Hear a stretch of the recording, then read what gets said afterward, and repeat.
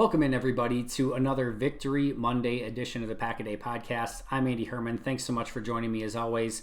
Super excited to jump into another Packers victory. Thought there was a lot to kind of digest from this game, but I want to start off with this immaculate Packers offense. Give Matt LaFleur credit, give Aaron Rodgers credit.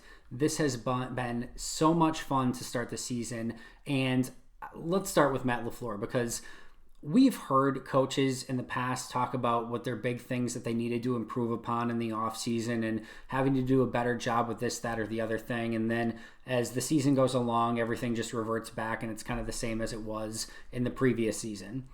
Matt LaFleur set out this season to get better on third down and to get more explosive on offense. He set that out. That was the goal. And then he designed his offense to make sure that he was able to adjust and take care of those two key things that he wanted to improve upon, and he has done it through 3 games with absolute flying colors. This offense has been so ridiculously fun to watch, and they have done it in a variety of different ways. We talked about last week how week 1 was, Davante Adams and getting those wide receivers against the Vikings corners. Week 2 was all about Detroit playing cover 2 defense and getting Aaron Jones going and getting those running backs going, not only in the running game but in the passing game, taking advantage of mismatches in those type of scenarios. And then week 3, no Davante Adams on the road in New Orleans, and they use a variety of weapons. They scheme open some tight ends throughout the game. You saw Robert Tonyan, you saw Jay Sternberger, you even seen Alan Lazard come open on some of those play action fakes where there's nobody within 3 or 4 yards of those players. You've seen them be incredibly efficient on third down. You see the creative play calling. You see the great wide open touchdown to Robert Tonyan to seal the game at the end. The deep balls to Alan Lazard in this game. Everything is a byproduct of what's going on throughout the game on offense. And you see all of these players being successful because you are maintaining control on offense, you are controlling the clock, you are getting first downs, you're converting third downs, and you're keeping everyone happy on offense because you're consistently putting up points and getting yardage. And there's no two ways about it. Matt LaFleur set out to improve this offense, make it more under his vision, and they've gone out and they've done that. And don't think for a second, too, that they haven't missed Josiah DeGuara these last couple weeks. They missed Davante Adams for basically a game and a half now, and the offense just continues to click. So a huge shout out to Matt LaFleur and what he's been able to accomplish on offense this year. And then Aaron Rodgers. He has been an absolute maestro behind center for this offense. And you can look at the statistics, 283 yards, 3 touchdowns, no picks, highly efficient. All that in and of itself is a fantastic day for a quarterback. No question. But what you're not seeing, or you're probably seeing, but what it's not seen in that stat line is some of the checks that he's making at the line. Some of those jet sweeps and handoffs that just look like a handoff up the middle, there's a lot that goes into those plays. I thought that Chris Collinsworth did a great job explaining that today. But he has reads on a lot of those different plays where he can either give it on the toss or he can hand off to Aaron Jones or Jamal Williams. And then there's also the ones where you can either hand off or flip it out wide, either to the receiver that was in motion or to just the bunch set to the right side. He has options on those plays, and more often than not, he's getting the right reads and he's giving it to the right players. So his ability to run this offense, and really the mind meld that's taken place between Aaron Rodgers and Matt LaFleur, so much so that they've been on the same page. It felt like last season that offense was Frankenstein together between what Rodgers liked to do and what LaFleur wanted to do. And honestly, and I've said this in the past, that was the right way to go about it for Matt LaFleur. If he came in and tried to shove all of his concepts down Aaron Rodgers' throat, it would not have worked. There's just no two ways about it. It would not have worked. But his ability to bend last year and allow some of the things that Rodgers liked to do, made sure that Rodgers was comfortable as he was kind of getting his feet underneath him in this offense. And then give Aaron Rodgers credit for saying, you know what, I'm all in on the Matt LaFleur offense. We just went 13-3 a season ago. We got to the NFC Championship game. I think I can run this offense even better. He wasn't always super efficient last year. He really struggled on play action. And this year he is hitting on all cylinders. So credit to both of those guys, a coach and a play caller who is at the top of his game right now. And I know that might seem a little bit ridiculous to say. Matt LaFleur hasn't even been 2 seasons in the league, but When you go back-to-back 40-point games and then a 37-point game, you're averaging over 40 points per game through 3 weeks. Your offense has been completely on fire. It hasn't mattered if you wanted to run the ball, pass the ball. It hasn't mattered if Devontae Adams has been out, Josiah DeGuara has been out. It literally has not mattered who's been in on the offensive line.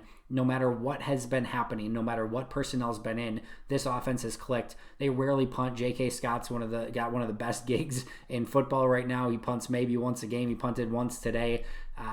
So kudos to this Packers offense, Matt LaFleur, Aaron Rodgers.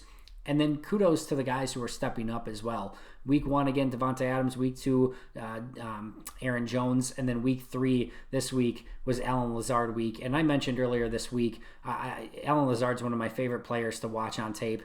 He just gives so much effort. He's so intense. His routes are better than he gets credit for. He's faster. He's deceptively fast, more than he gets credit for. I know he stumbled on the deep play, should have scored a touchdown. There's been a couple moments like that for Lazard, but you just love watching this guy and what he brings to a team. If anyone has any question, and I said this last year, that Allen Lazard could be a wide receiver too in this league. And I wrote the article earlier this year that said this is not a situation where it's another Jarrett Boykin or Geronimo Allison where they had a nice season and then they fell off the face of the earth. This is a legitimate number 2 wide receiver in the NFL in Allen Lazard. He's proven it week in and week out. You have to remember, he got like one snap at the end, literally one snap where he actually caught a pass at the end of 2018. In 2019, he didn't play till like week 6. He still hasn't even played a full 16-game season in his life, in his career in the NFL. He's been in the league for 3 years, or 2 years plus now. This is his 3rd year. But he hasn't even played a full 16 slate of games. So his best is still ahead of him, and we're already seeing what he's capable of on a week-to-week basis. So kudos to Allen Lazard. Loved how the tight ends got involved in this game. Loved seeing Robert Tonyan stack success on offense. So offensively, those were some of my key takeaways. On defense, it's disappointing to see this defense kind of struggle. And I know they came up, listen, Zadarius Smith came up with one of the biggest plays in this game when the defense needed it most. That's what your leader on defense needs to do. That's what your highest paid player on defense needs to do. Make a big play in a clutch situation. There was no better time in that game for the defense to make a play. Zadarius, literally the moment that they needed it most, came up with a game-changing turnover and it deserves a ton of credit for that. And really the defense has come up with at least one of those a game, whether it's been the pick six, the safety, the big turnover on Taysom Hill against the Saints. They've come up with at least one of those per game, so kudos there. But this defense for Mike Pettin, I get it's more of a bend but don't break. I get that you're trying to make them earn their yardage as they go down the field. But at some point, if that's going to be the case, you can't be allowing Alvin Kamara to get these 50, 60-yard plays. And to be fair to Mike Pettin, the 150-plus yarder on the reception was just god-awful tackling. About 4 to 5, 6 missed tackles on that play, including a couple ones that easily should have been able to get him down. Should have been a negative 1 or 2 yard play. Instead, it went for 50-plus and a touchdown. That's not on Mike Pettin. I get that ultimately it's his responsibility, but he called a good play. They should have been able to get him down. They didn't. Credit to Alvin Kamara too, but the last thing that I want to say in regards to that is at some point I said on my preview yesterday that Alvin Kamara was the key to this game. I didn't need to tell you that. You knew that Alvin Kamara on offense for the Saints was the key to this game. Every analyst, every fan, every pundit, it did not matter. They knew that the Saints on offense were going to run through Alvin Kamara. He basically had half of their yards, 197 out of 397. So basically 2 of their 400 yards on offense were due to Alvin Kamara. That cannot happen. Everyone else on offense, you basically contained. You were able to hold. Double Alvin Kamara. Make sure that you're focused on Alvin Kamara. Whatever plan they had did not work. And that's my worries and my concern for this defense. What is it that you're trying to accomplish? Bend but don't break. Don't give up big plays. All right, well, you're still giving up big plays. You're going to try to make them earn their way down the field and earn points. Well, they're still getting their points. You want to take away their best players? Well, Alvin Kamara is still getting half of their offense in a game where you knew Alvin Kamara was going to be their whole offense. So defense needs to be better. Hopefully with Kenny Clark, getting back at some point, that defense will start to look even better. I don't think they played their best football yet. I hope they haven't played their best football yet, but kudos to the offense. Defense is a work in progress, but the Packers are 3-0.